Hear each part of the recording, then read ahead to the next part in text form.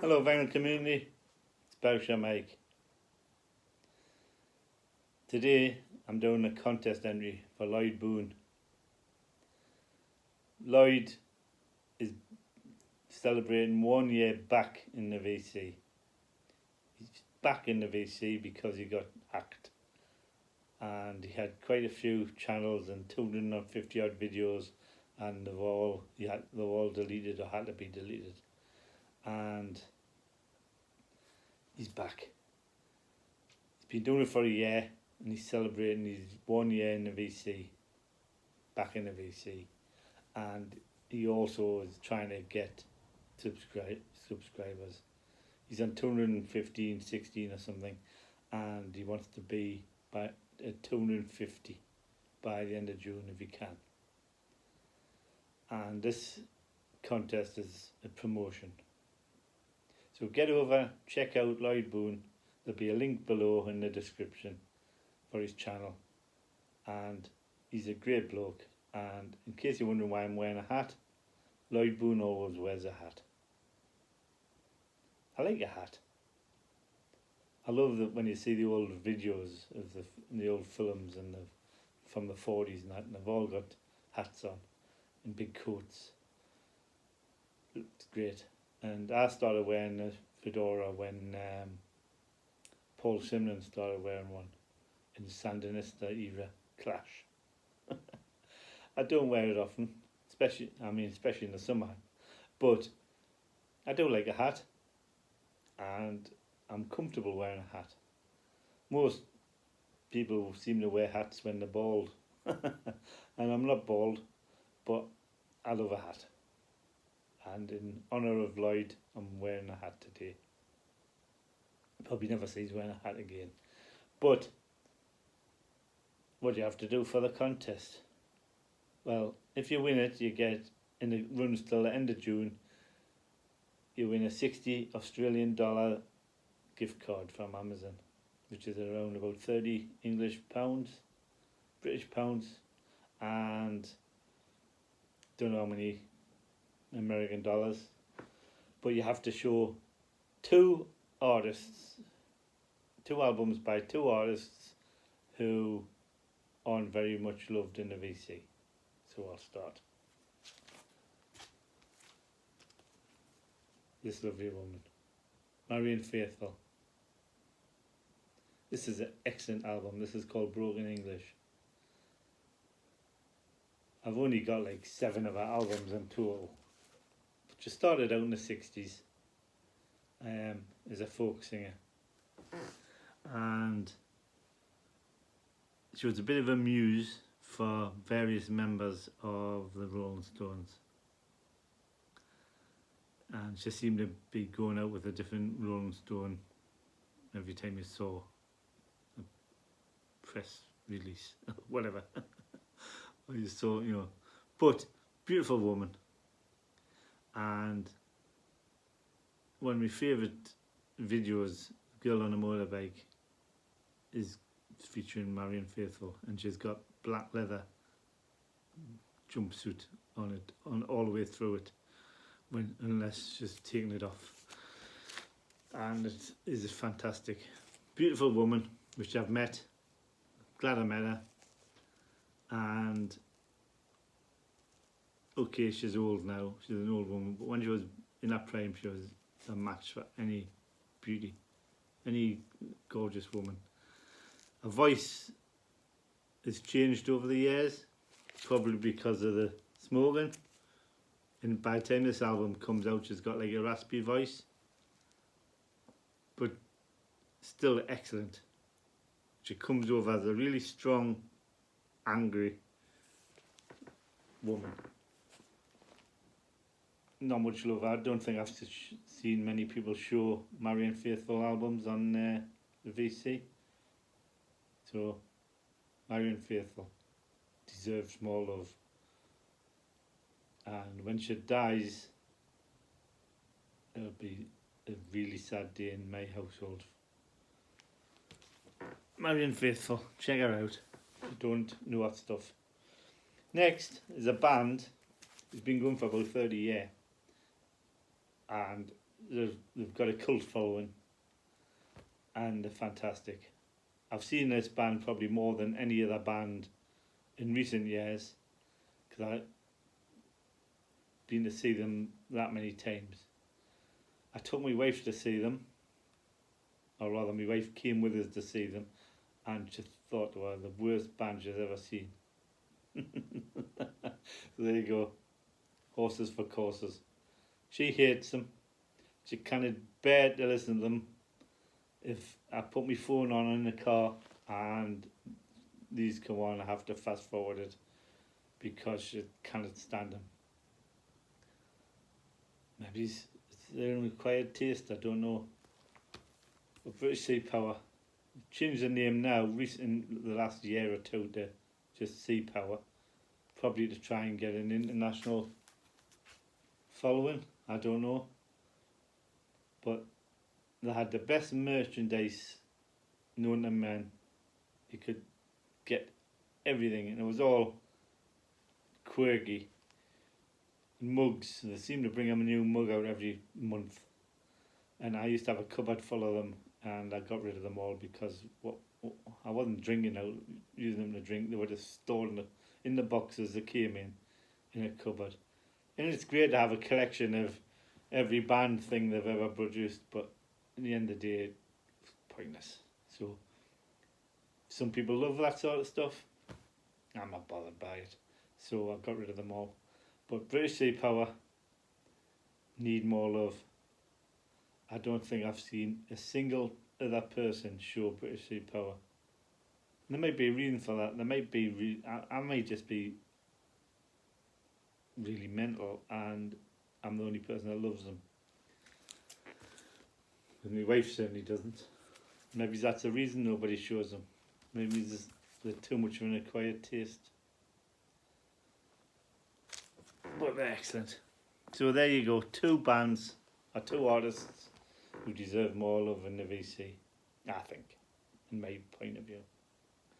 Next, he wants to know about you. So Lloyd, career-wise, I've had two careers. I was a butcher boy for a few years when I first left school at 15. But I was only biding my time until I joined the army, so that doesn't count. I had a full career in the armed forces, and when that petered out, because those days you couldn't just stay on unless you got commissioned, and I was never going to be commissioned. So when my armed forces career petered out, I became a postman, rural postman, driving around the Scottish borders. I loved that job. I did that for 25 years. But a year ago, just over a year ago, I had a shoulder replacement, and I could no longer do that job.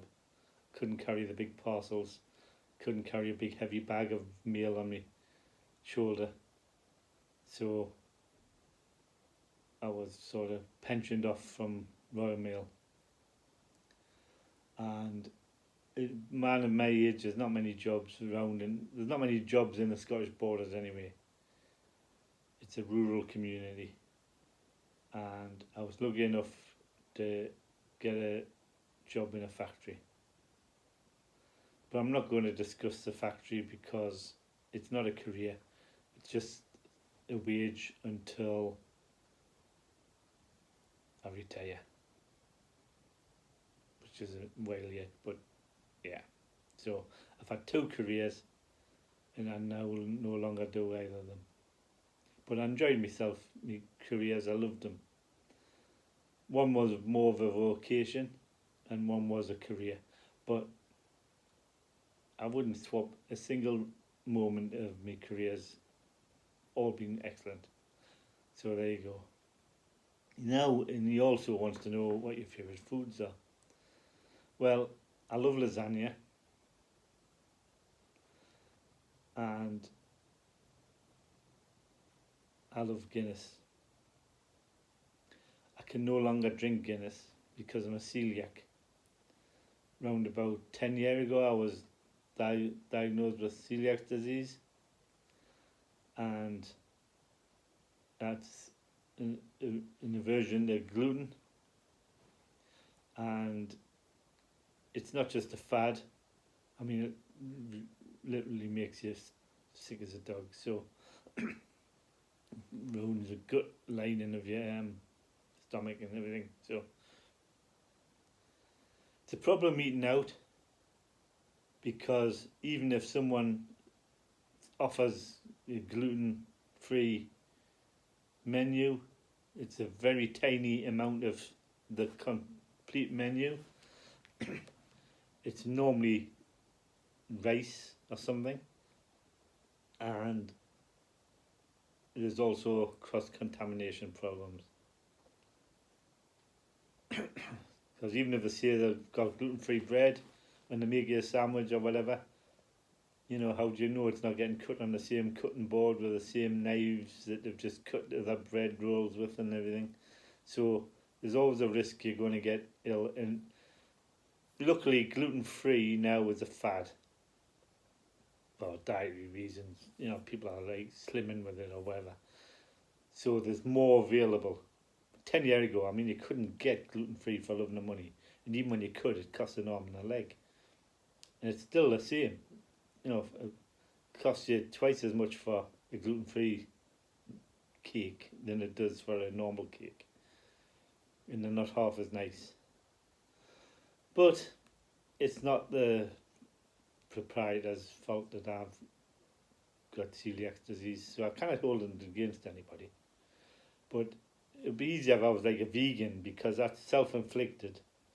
And if for some reason you do get a contamination of something, it's not going to kill you, it's not going to make you ill. It's just, you know, if you don't know you've eaten it, it's no harm done. But cross-contamination with celiac disease is really bad. So there's my food. I mean, it's curtailed in great detail. I mean, Guinness, I used to love Guinness. And apparently now there's a stout doing the rounds that's gluten-free, but I haven't found it yet. And when I do, I'll try it, but it's still not going to be Guinness, and I love Guinness. So there you go. Until they bring out a gluten-free Guinness, I can't drink it. My favourite drink. And lastly, Lloyd wants to know if you've played a musical instrument, or if you can play a musical instrument. Well, I can't play a musical instrument. I've never been able to play an instrument. I haven't really had an inclination to play a musical instrument. My wife plays. She's a cornet player and a trumpet player. She's really good, and she's in a couple of bands, brass bands and a concert band, and she loves it. And I support her in that, even though I don't like that sort of music. But I've never wanted to pick up a guitar, and if a genie popped up now and said, you know, you're a billionaire, you can have this, you can have this, and you can play any musical instrument you want, I wouldn't be Jimi Hendrix or whatever at my age. You know what I would do? I'd be the next Catherine Tickell. And you might say, who's that? Well, she's the best, or the most famous Northumbrian piper alive. Small pipes. So Northumbrian small pipes, I would play them. If I could suddenly pop up and play like she can, I would stand at Carter Bar at the border in a Northumbrian tartan played thing, and I would play them small pipes for pennies that people throw at you. That's what I would do. So I can't play. I've never really had an inclination to play, but if I could play, I would play the small pipes. And my wife keeps saying, "Might buy some and pick it up. But by the time I got by the time I got anywhere near where I was happy enough to play in public or whatever, I'd be too old to play. So, what's the point? I might as well just listen to someone who can play. But yeah, so no musical instruments, I'm afraid, Lloyd. So that's it.